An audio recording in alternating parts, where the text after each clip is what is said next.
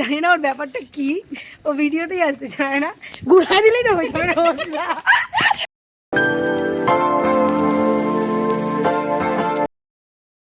Hello guys, good morning, welcome back to my new blog.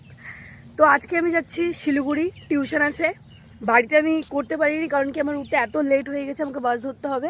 তো তাড়াতাড়ি করে স্নান করে এখন আমি বেরিয়ে গেছি যে মা আমার সাথে যাচ্ছে আমাকে বাসে উঠিয়ে দেওয়ার জন্য। তো এখন যাব বাসে। আজকে দিনটা মনে হয় শিলিগুড়িতে কাটবে। সকালের ওয়েদারটা কি সুন্দর,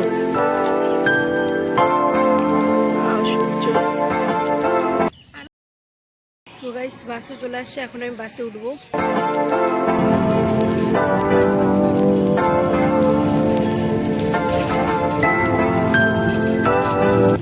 তো গাইস আমি চলে আসছি টিউশন। আমার সাথে যে বান্ধবীটা আসার কথা ছিল সে আসলো না, এই মোমেন্টে বললো আসবে না, তো একাই আসছি। এরপরে হচ্ছে আমার টিউশন। গাইস টিউশনটা এসে দেখি টিউশনটা তালা মারা, এখনো পর্যন্ত কেউ আসেইনি, আর আমি এত তাড়াতাড়ি চলে আসছি। তো গাইস আমার টিউশন শেষ, এখন আমি যাচ্ছি বাড়ি। বাসে উঠছি, এটা হচ্ছে বাস।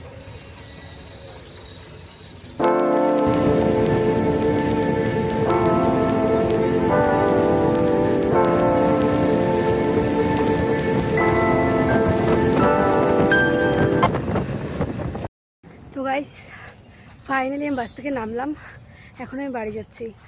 সকাল থেকে খালি চা বিস্কুট খেয়ে আমি গেছি শিলিগুড়ি, টিউশন পড়লাম, চলে আসলাম। এত বিরক্ত লাগতেছে, একটু ফোটাও ভালো লাগতেছে না। আমার যে ফ্রেন্ডটার যাওয়ার কথা ছিল ও তো আসলোই না। আমাকে আগে বললে হয়তো আমি যেতাম, যাই হোক টিউশনতে এক্সাম ছিল তো যেতে হতো, এক্সাম মাস্ট দিতে তো হবেই। তো যাই হোক বহুতই বেকার লাগতেছে, চোখ চোখ বসে গেছে, একদম অবস্থা প্রচুরই খারাপ। কি রোদটাও আজকে সেই দিছে, গরমটাও সেই। গাইস আমার খাওয়া দাওয়া সব কিছু হয়ে গেছে টিউশন থেকে আসার পর। এখন আমি ভাবছিলাম শুভ 3:30 বাজে, কিন্তু আবার না ঘুমই আসছে না। আমি বাসে যখন ছিলাম আমার প্রচুর ঘুম পাচ্ছিল, আমি এটা ভেবে নিয়েছিলাম যে আমি বাড়িতে এসে ঘুমাবো। এখন দেখি আমার ঘুমই আসছে না চোখের মধ্যে। কি এরকম হয় যখন ভাবি পুরা ঘুমাবো, বাড়িতে এসে আর মনে হয় ঘুমাবোই না। তো যাই হোক খাওয়া দাওয়া করে এখন আমি এমনি বসে আছি। আমার দিদিও ঘুমাচ্ছে, এখন ওকেও ডিস্টার্ব করলে আমি পুরো মার খাবো, একদম দিবে আমাকে। তো যাই হোক শিলিগুড়ি থেকে তো অবস্থা প্রচুরই খারাপ হয়ে গেছে, আজকের দিনটা কেমনই জানি অতটাও খাস লাগতেছে না।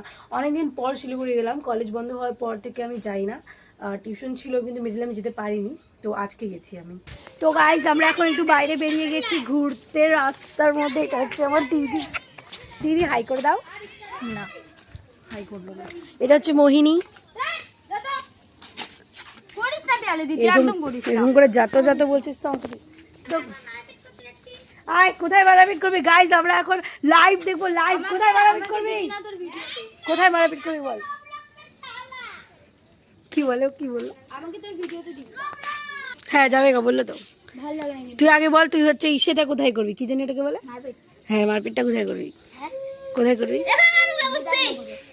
বিধাননগরে। কার সাথে মারপিট করবি তুই?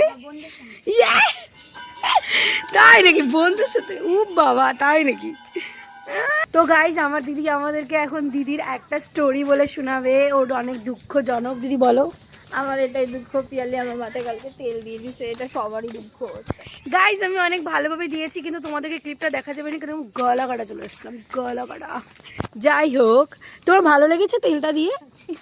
আমাকে কি একটা কেমন একটা লাগছে না, একটু মঙ্গল গ্রহের লোক। গাইজ তোমরা বলে দিবা আমার দিদিকে কেমন লাগছে। জানি অনেক ফালতু লাগছে, তাও একটু কমেন্টে বলে দিও। দেখি কে বললো। আমার সাথে একটা মেয়ে আছে, ও ভিডিওতে আসতেই চায় না, জানি না ওর ব্যাপারটা কি, ও ভিডিওতেই আসতে চায় না, ঘুরা দিলেই তো হয়ে যাবে। ভিডিওতে আসতে পারে ওকে মারি ফেলবে।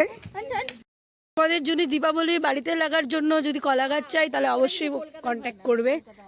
আমাদের এদিকে কি হয়, মানে দীপাবলির সময় আমরা সবাই বাড়িতে বাড়িতে কলা গাছ লাগাই। আমরা পুরো পাড়ায় কলা গাছ কি ভালো লাগে, জাস্ট গাইস গোবর ব্লগ করছি তো পুরো ভালো করেই করবো, তাই না? তাই না, ভালো করেই করবো অবশ্যই। আমার গায়ের মধ্যে জোশ চলে আসছে, জোশ। দেখো সোনাই আমাকে ব্লগার বলছে, অথচ আমার ব্লগেই আসতে চাচ্ছে না। হাই সোনাই। तुम लोग सुबह सुबह 30 मेगापिक्सल का कैमरा लेके ये जो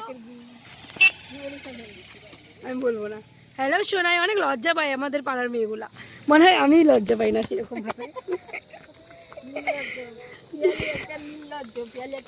চুপ থাক সোনা। তো গাইস আজকের ব্লগ এতটাই ছিল। আই হোপ তোমাদের ভালো লেগেছে, আর ভালো লেগে থাকলে অবশ্যই লাইক কমেন্ট অ্যান্ড শেয়ার করবে। দেখা হচ্ছে নেক্সট ব্লগে। Thanks for watching. Good night.